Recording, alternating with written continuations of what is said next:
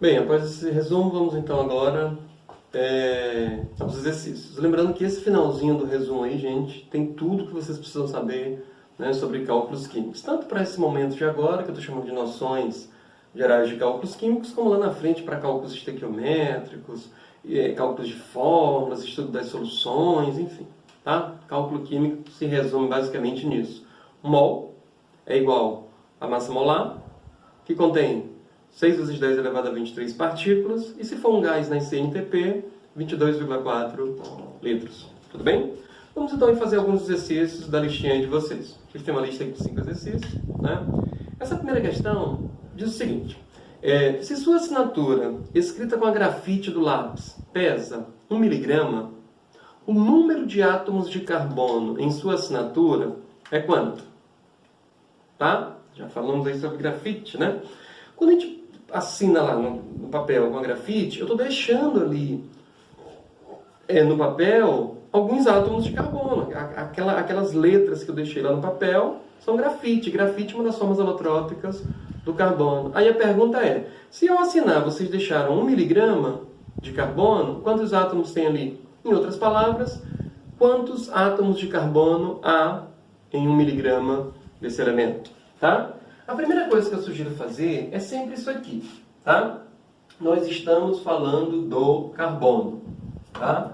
Qual a massa molar desse elemento químico? Tá? Esses valores, eles sempre serão fornecidos.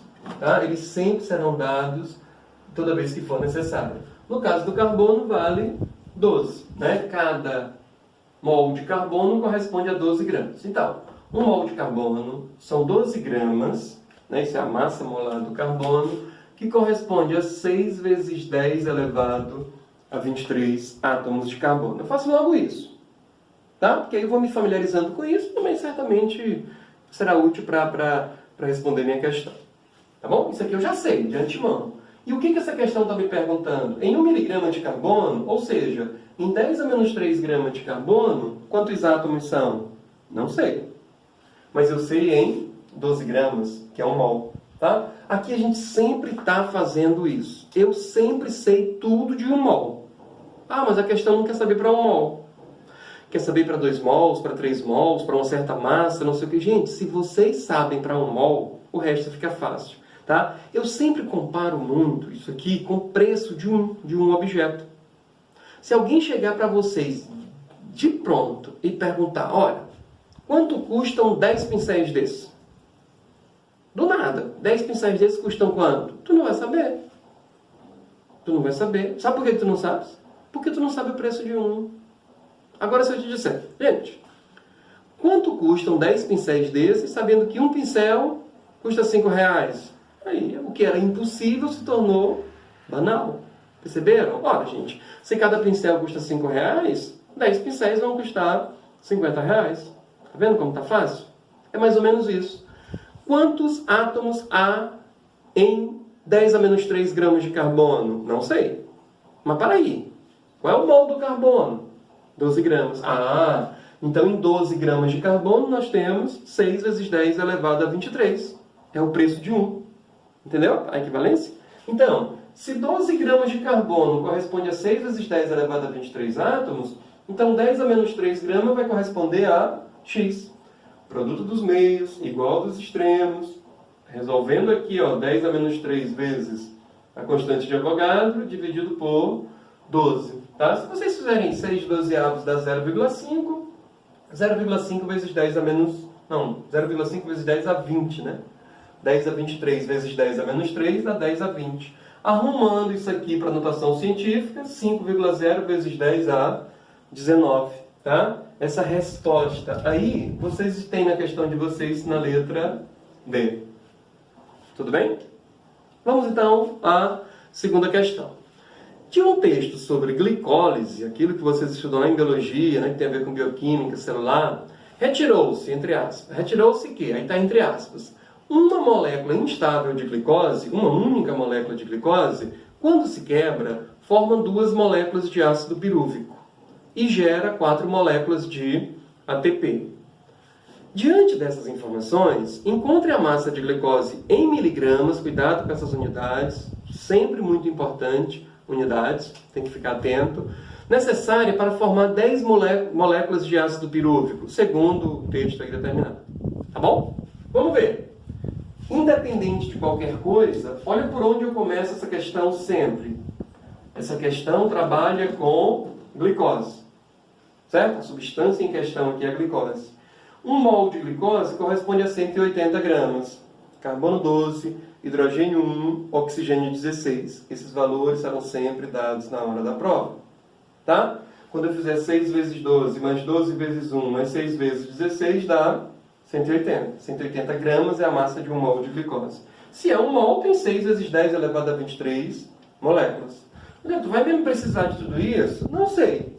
Mas se precisar, já está ali no cantinho. E quanto mais vezes eu fizer isso, sobretudo escrevendo, mais familiarizado com isso eu fico. Certo? Fazer cálculo, escrever, gente. Vamos escrever, tá? Porque quanto mais escrever, melhor. Né? Melhor fixa. Sim, o iniciozinho da questão tem um detalhezinho, né? Porque ele diz que cada molécula de glicose, cada glicose, produz duas moléculas de ácido pirúvico, a proporção de 1 para 2.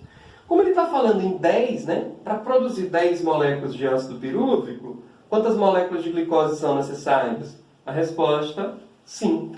Então, em outras palavras, o que essa questão está nos perguntando? Qual a massa de 5 moléculas de glicose? Pessoal, muito cuidado, 5 moléculas. Não são 5 mols. Lembra da aula anterior? Tá? O que corresponde a 180 gramas não é uma molécula de glicose, negativo. Não é uma molécula, e sim 1 mol. Ou seja, 6 vezes 10 elevado a 23 moléculas. Não vamos vacilar para isso. Tá? Então, bem aqui está o nosso cálculo químico. Se 6 vezes 10 elevado a 23 moléculas correspondem a 180 gramas, 5 moléculinhas só 5, corresponde a quanto? X.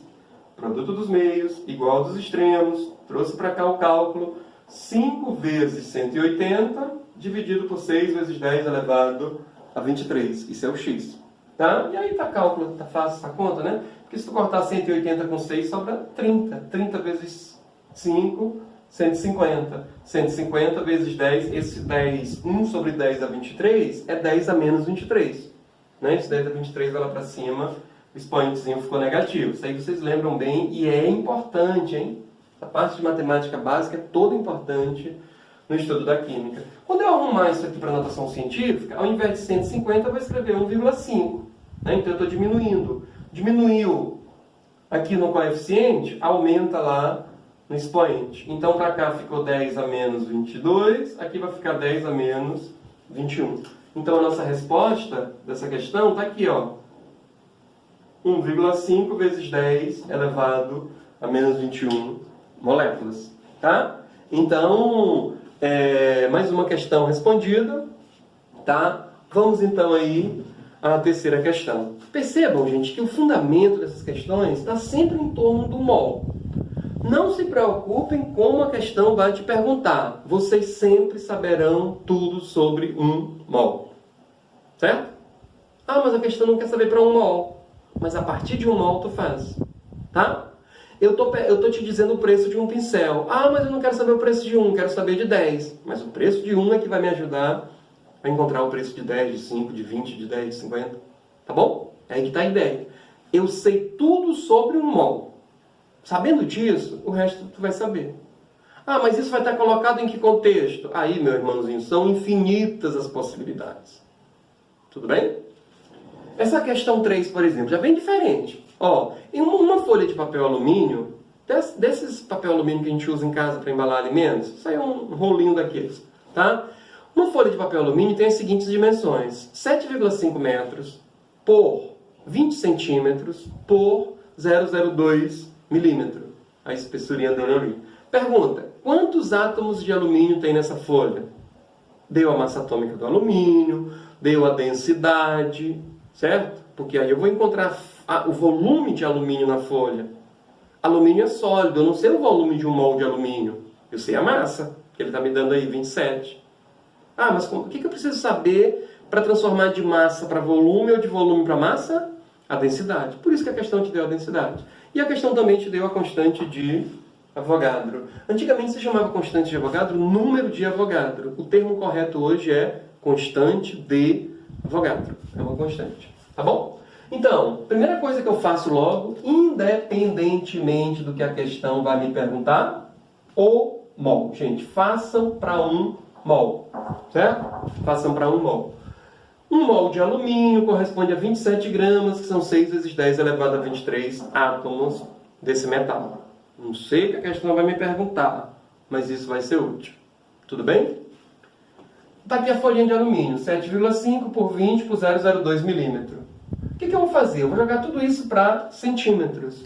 1 metro são 100 centímetros. Então aqui dá 750 centímetros. O 20 já está em centímetro. E eu joguei esse 0,02 milímetro também para centímetro. Sabe por que eu fiz isso? Tá? Porque a folha ela tem um comprimento, uma largura e uma altura.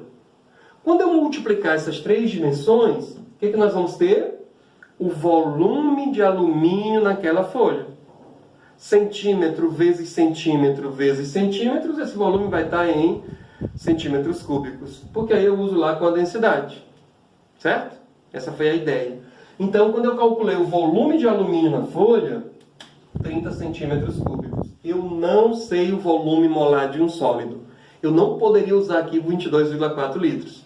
22,4 litros só é o volume de 1 mol se for gás nas CNTP. Tudo bem? Então, gente, se cada centímetro cúbico de alumínio corresponde a 2,7 gramas, esse é o significado da densidade, gente. O que significa dizer que a densidade do alumínio é 2,7 gramas por centímetro cúbico? A cada 2,7 gramas de alumínio, nós temos o volume de 1 centímetro cúbico. Ou, se preferirem, cada centímetro cúbico de alumínio pesa 2,7 gramas. Logo, 30 centímetros cúbicos vão pesar quanto? X.